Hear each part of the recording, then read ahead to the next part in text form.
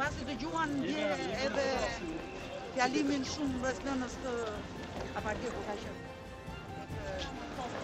Me paktin e universitetit, me paktin e mashtrimit. Akoma s'ka parë gjë akoma. Që nuk është plotësuar asnjë kërkesë e tyre, do ketë sërish protesta. Është vërtet që nuk është plotësuar. Jo vetëm që s'është plotësuar asnjë kërkesë studentëve, por përkundrazi i kanë futur në një qertull që e shton akoma më shumë mungesën e funksionimit të universitetit. Por si gjithmonë, që kemi përballë një si jeni mirë? Jo, faleminderit. Kështu që është një situatë që jemi akoma në periudhën e sensibilizimit. Shqiptarët janë sensibilizuar më shumë se çdo tjetër.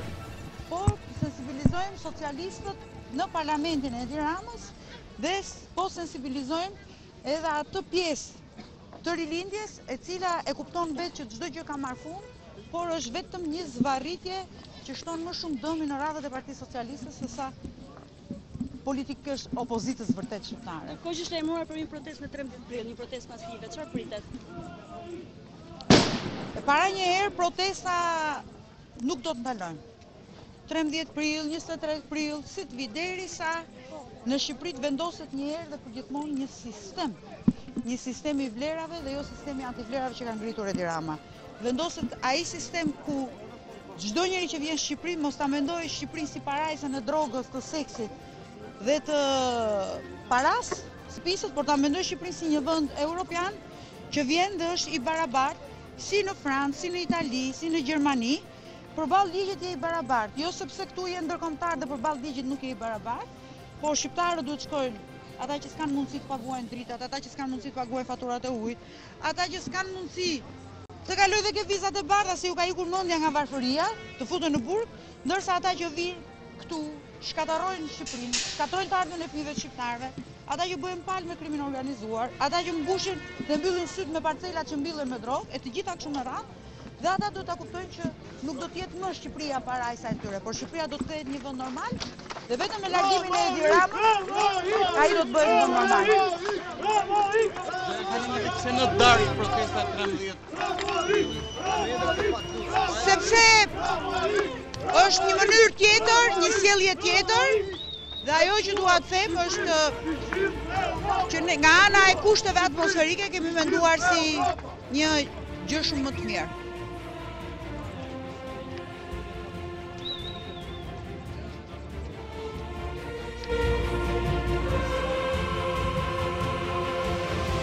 Konsensusi është shumë i thjeshtë. Zgjedhjet e parakohshme ku të ketë zgjedhje të lira dhe të ndershme. S'ka më asnjë gjë tjetër. Çdo gjë e rëndësishme është që shqiptarët të kenë zgjedhje të lira dhe të ndershme. Edi Rama është regjizori, skenaristi dhe aktori kryesori gjithë procesit makabër të zgjedhjeve të 2017-t.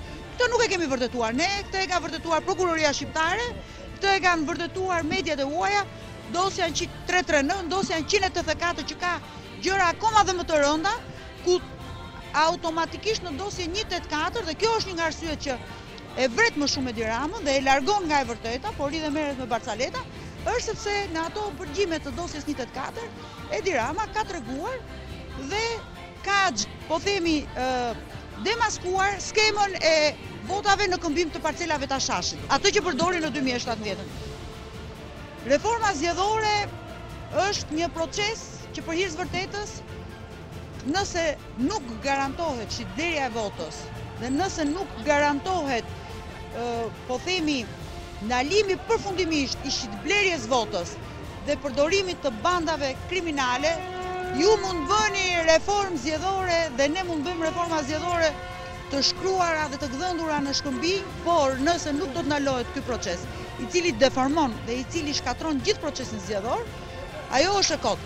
Teori dhe deklarata mbi demokracinë në Shqipëri kemi dëgjuar pafundësisht, por për hir të vërtetës kanë zbatuar vetëm të kundërtën asaj që kanë thënë, dhe sot e kësaj dite vazhdojmë kemi mbas 30 vjetëve tranzicion. Mbas 30 vjetëve shikoni gjithë ta qindra miratrin që duan të largohen nga Shqipëria, sepse nuk kanë asnjë të ardhmë këtu. Reforma të shkruara në letra dhe nuk i zbatun, kemi votuar reformën drejtësi. Është shkruar e zezë mbi të bardhë. Më thoni kush nga pikat e reformës drejtësisë është zbatuar sipas asaj çfarë është votuar në 21 dhe 22 korrik. Domethënë hipokrizi dhe demagogji me shqiptarët u lodhën. Ne nuk jemi budollëj. Nuk kemi as të pashkollë.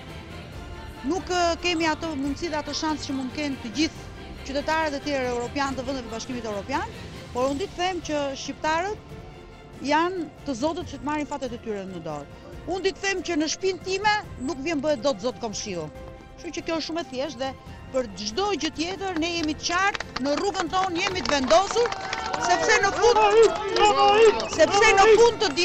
fund të ditës, nëse të gjithë këta ambasadorë që janë këtu dhe që na flasin për demokracinë, do t'ju japin qindrat e mira shqiptarëve bukën e përditshme të fëmijëve e tyre në tavolina. Nëse këta ambasadorë që na flasin për demokracinë dhe për vlera që në vendin e tyre po të ndodhte, jo ikni në burg, por zhdukeshin me 10 breza politikisht, të bleje votën me bandat dhe krimin organizuar, unë po them të gjithë këta njerëz presin nga politika e vendit tyre, presin nga njerëzit e tyre, presin që fëmijët e tyre të kenë të ardhmen të garantuar në Shqipëri. Ambasadorët ikin dhe vinë.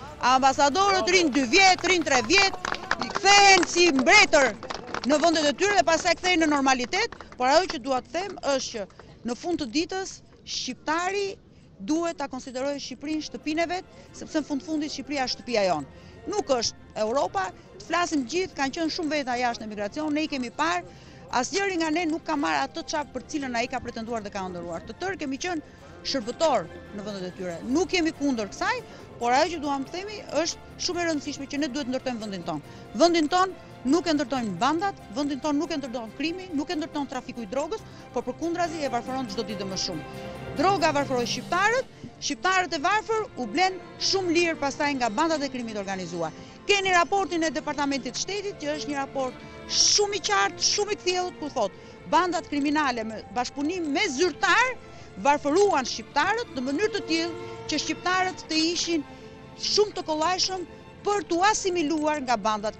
Mendoni sa djem nënash ka që nuk gjenden sot dhe nuk dihet ku janë, nuk ju dihen adresat dhe nuk ju gjendet trupi. Dhe kjo vjen si rezultat i kësaj politike perverse, të një njeriu pervers, që mendon që politika dhe jeta shqiptarëve është shaka dhe batut, e ka shumë gabim, deri dje mund bënte batuta dhe shaka, tani nuk ka më shaka. Tani çdo gjë është e vërtet. Nuk të fal njeri ke jeta e fëmijës vet, nuk të fal njeri ke shtëpia e tij dhe nuk fal. Ai nuk e kupton këtë gjë, se nuk e ka ndjer ndonjëherë as dashurinë dhe as dhimbjen, por nuk ndjen dhimbje morale ai, por ai ndjen vetëm dhimbje fizike. Po kur t'i vi dhimbja fizike do jetë shumë vonë për të, por do jetë shumë vonë dhe për shqiptarët. Prandaj nuk duam të shkojmë deri atje. Ka kohë, i ka parë kolegët e tij, dashuria e jetës tim politik Vučići u tregua më i zgjuar se ti. Dështojnë në ndryshimin e kufive të Shqipërisë, do të lëvizi të gjithë gurët e shaut kudo që i ka në Amerikë dhe në Europë për të sjellë njerëz për të ecur me idetë e tij për ndryshimin e kufive të Shqipërisë. Mua nuk më takon të flas për kufit e Kosovës, por më takon të flas për kufit e Shqipërisë. Takon të flas për njerëzit e mi dhe për atë që përfaqësoj. Ne ajo që është e rëndësishme dhe që mendoj unë është shumë më e rëndësishme është të marri pak nga mençuria e Vučićit dhe të shkojë në zgjedhje që të shpëtoj partinë në të cilën i dha mundësi për të qenë ky që është sot. Faleminderit.